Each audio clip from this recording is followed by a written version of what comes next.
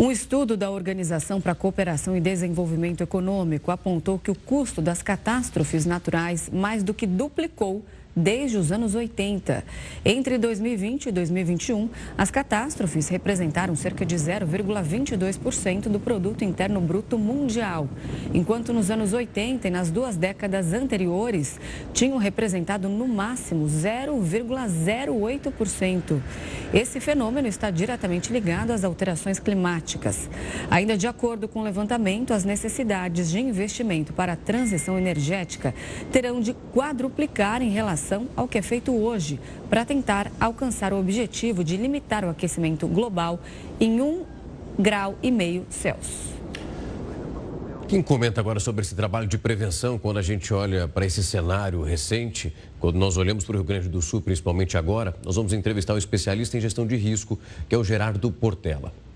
Gerardo, uma ótima noite, um prazer recebê-lo aqui também. Boa noite, Rafael, Renata e todos que nos acompanham. Gerardo, hoje eu acompanhei uma entrevista falando sobre como o governo do Rio Grande do Sul tem tentado agir na medida do possível para evitar que a situação não fique muito pior do que ela já é. E algo me chamou a atenção que mesmo já avaliando os riscos e verificando quais eram os pontos estratégicos e mais delicados, eles diziam que mesmo na urgência é muito difícil agir. O que a gente percebe nesse momento em relação aos deslizamentos e também essas casas, esses pontos que ficaram destruídos com essa força da água, é que é uma situação que ela foge do controle a ponto dela antes não poder ter sido mapeada e evitar que esse número de mortes ele fosse aparecendo ainda com possibilidade de subir e ficar maior, como disse já o próprio governador? Sim, o que a gente assiste é que é praticamente um atestado das autoridades, não é só do governador do Rio Grande do Sul, mas em geral, de que a infraestrutura não está preparada para esse tipo de cenário. Realmente, fenômenos naturais que movem grandes massas de água com muita energia, eles causam, sim, danos, mesmo nos países desenvolvidos com infraestrutura forte. Mas o que a gente assiste agora no Rio Grande do Sul é uma demonstração de que faltou muito preparo ao longo dos anos, desde os anos 80 até agora, no robustecimento da nossa infraestrutura para suportar aquele que é o nosso principal desastre natural, que é o desastre de grandes tempestades com inundações. Esse cenário ele acontece no norte, nordeste, sul, centro-oeste, sudeste, no país todo.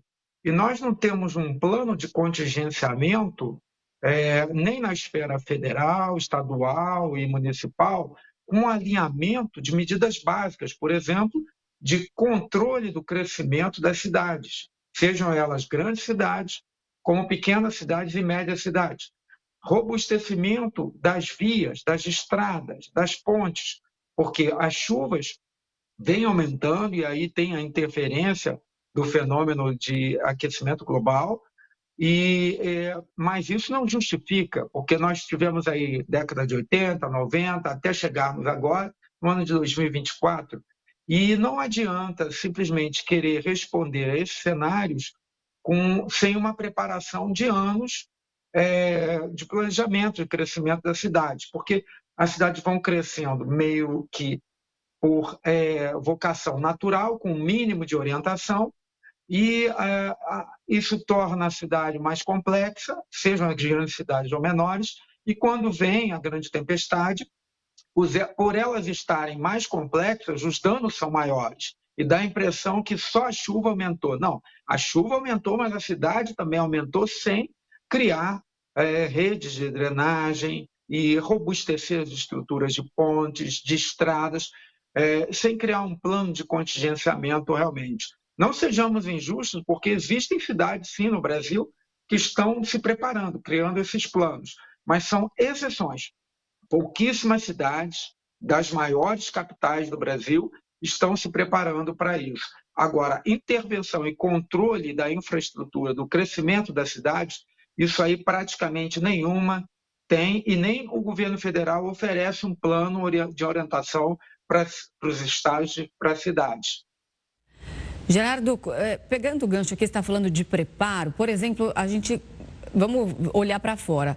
Outros países, por exemplo, a gente acompanha o Japão, que se preparou muito bem ali para resistir aos terremotos. Existem outros países também que conseguem resistir muito bem à neve, em locais muito frios, por exemplo. Porque nós, que somos um país tropical, não estamos, então, preparados para resistir às fortes chuvas, que só pioram. No seu modo de entender, falta conhecimento técnico em relação à engenharia, por exemplo, em relação à moradia, estrada? Falta dinheiro ou mesmo falta vontade? Porque, como você mesmo disse, é um preparo aí de anos. Então, os resultados, eles só serão vistos a longo prazo. Sim, com certeza.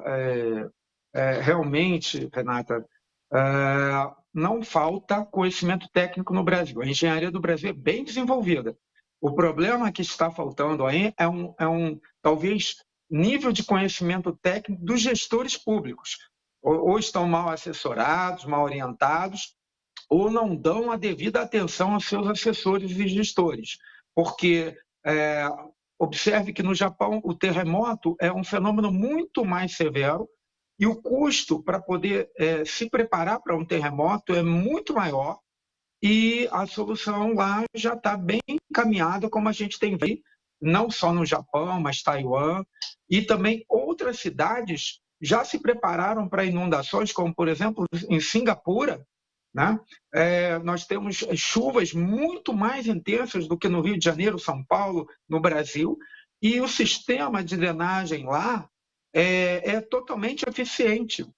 Então, é possível facilmente corrigir esse problema ao longo de décadas. Mesmo não tendo um país muito rico, basta dividir isso ao longo dos anos. Mas nós não estamos vendo isso, até porque são obras que não são fáceis de serem ostentadas para obter votos e outras vantagens. Elas precisam ser iniciadas, vão demorar, às vezes, anos e até décadas.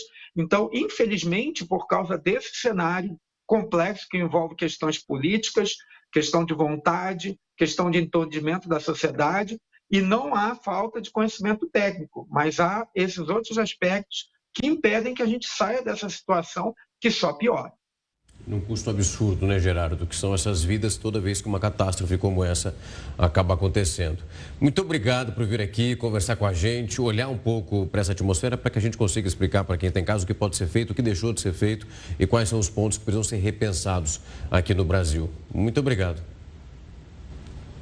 Eu é que agradeço e quero crer que falta um pouco de entendimento, e com essas informações as autoridades vão repensar as suas prioridades. Muito obrigado. Tá certo. Obrigada, Gerardo.